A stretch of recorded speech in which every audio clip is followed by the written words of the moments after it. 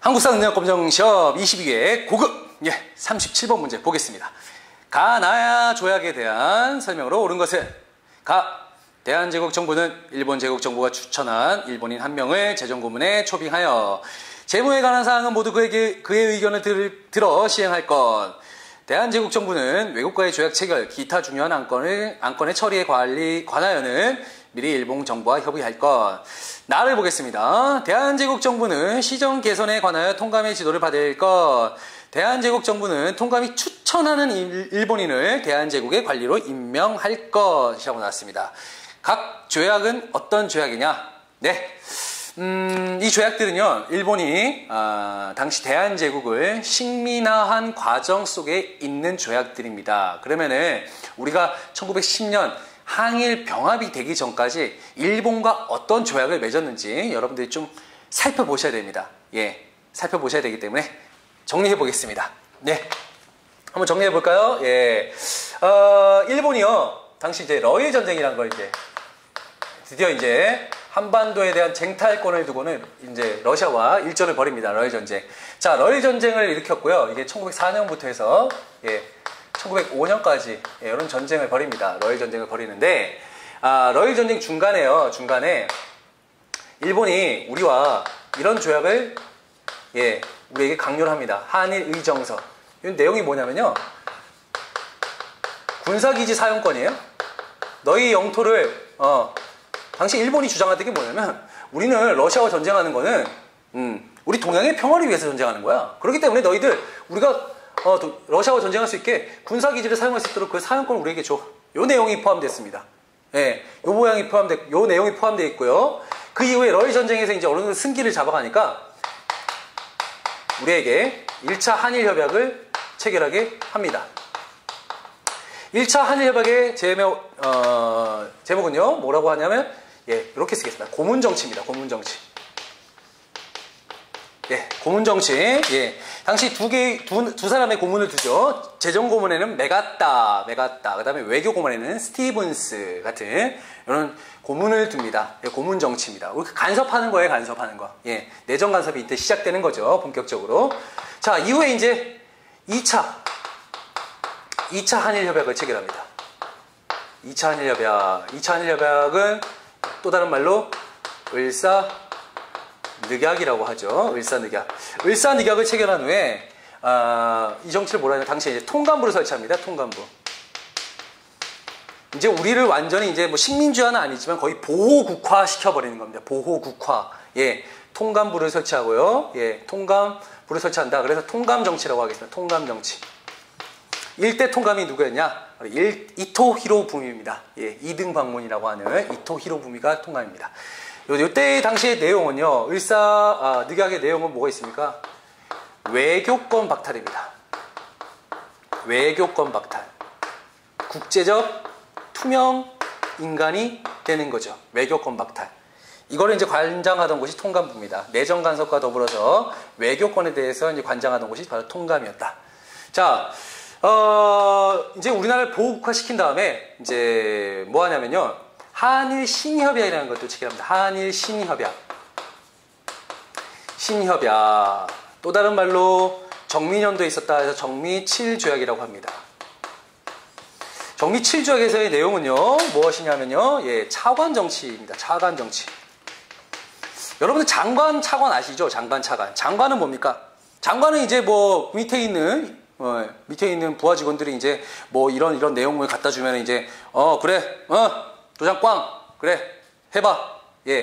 차관은 실질적인, 장관은 마지막에 이제 최종 결정권자라고 한다면, 차관은 실질적인 업무를 맡는 살림꾼이에요. 살림꾼. 여러분들 집에서 살림꾼 누구예요? 엄마죠, 엄마. 그걸 누구로 바꾸는 겁니까? 일본인으로 바꾸는 작업을 하는 거예요. 그러니까 집에 엄마가 살림꾼인 엄마를 바꾸는 거예요. 이게 바로 이제 차관 정치라고 보시면 되겠습니다. 차관 정치. 또 그 이후에 뭡니까 또? 기후각서를 통해서, 기후각서라는 걸 맺어서 1909년도에 기후각서 체결합니다. 여기에서 이제 뭐 우리나라의 사법권이라든가 경찰권 이런 것들을 다 박탈시켜 버립니다. 자기들이 가져가는 거죠. 자, 기후각서 체결된 후에 이제 마지막 최종적으로 예, 한일 병합이 이루어집니다. 1910년도 8월 29일이죠. 예, 한일 병합. 또 다른 말로 이제 경술국치라고 합니다. 경술연대에 있었던 국가적 치욕이다. 예, 경술국치라고 합니다. 이때부터는 이제 무슨 정치가 시작되냐? 바로 여러분들 아시죠? 예, 총독. 예전에 뭐 드라마 각시타를 보신 분은 알 거예요. 그렇죠? 총독이랑 총독 정치가 이때부터 이제 본격적으로 시작된다라고 보시면 되겠습니다. 그 사이에 여기에는요, 이 사이에 또 무슨 일이 있었냐면, 요 사이에 이제 또 우리나라 군대가 또 해산됩니다. 군대를 해산시켜버리고요. 이때 또 뭐 고종을 예, 또 강제 퇴위시켜버리죠. 헤이그 특사를 빌미로 해서 고종을 강제로 퇴위시켜버리고요. 또 우리의 이제 자위권을 아예 찍어 누르려고 해서 군대를 해산시켜버립니다. 이런 일련의 과정들을 여러분들이 조금 기억을 해 두셔야 됩니다. 제가 좀 자세하게 썼는데요. 하나를 좀 더 제가 추가를 하자면, 요걸 순서를 선생님 외우기 너무 힘들어요. 예, 힘드시죠? 예, 힘든 거 압니다. 아니까 제가 좀 여러분께 팁을 하나 드리자면, 제가 이렇게 빨간색으로 쳤습니다. 고문정치, 통감정치, 차관정치, 총독정치까지 이렇게 했는데, 이렇게 한번 외워보십시오. 식민지의 현실은 고통이 차올라서 총 맞은 것처럼 아프다. 예. 뭐 웃을 상황은 아니지만, 예. 고통이 차올라서 총 맞은 것처럼 아시죠? 예. 아프다. 이게 바로 이렇게 외우시면은 여러분들이 예, 충분히 또 아시겠죠? 예. 고통이 차올라 어떻게 총 맞은 것처럼 아파요. 우리의 식민지의 현실은. 예. 이렇게 여러분들 외우시면 예, 쉽게 외울 수 있겠죠. 고통, 차총. 예. 이렇게 여러분들이 쉽게 또 암기하실 수 있는 비법을 또 전수해 드립니다. 예.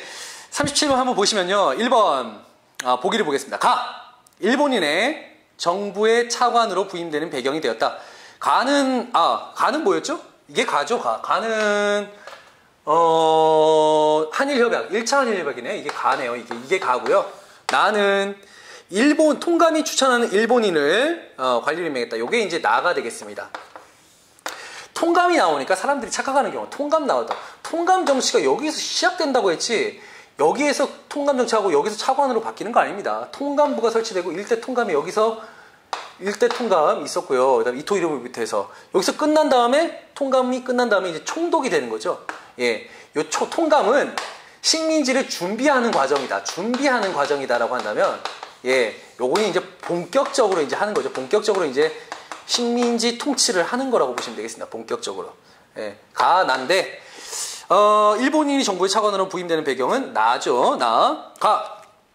화폐 정리 사업을 추진한 메가다가 고용되는 근거가 되었다. 맞습니다. 여기 고문 정치에 이제 재정 고문으로 메가다가 있다고 했었죠. 예, 맞습니다. 2번이 정답이 되겠습니다. 3번 이토 히로부미가 통감으로 부임되는 계기가 되었다. 요거는요, 을사늑약에 대한 내용입니다. 나가 아니죠. 4번 일본이 군사상 필요한 지역을 사용할 수 있도록 하였다. 이거는 뭡니까? 한일 의정서에 대한 내용입니다. 5번 나는 러일 기간 중에 체결됐다. 러일 기간 중에 체결된 건요, 한일 의정서에 대한 내용 전혀 관련이 없습니다. 그래서 37번의 정답은요, 예, 2번이 되겠습니다.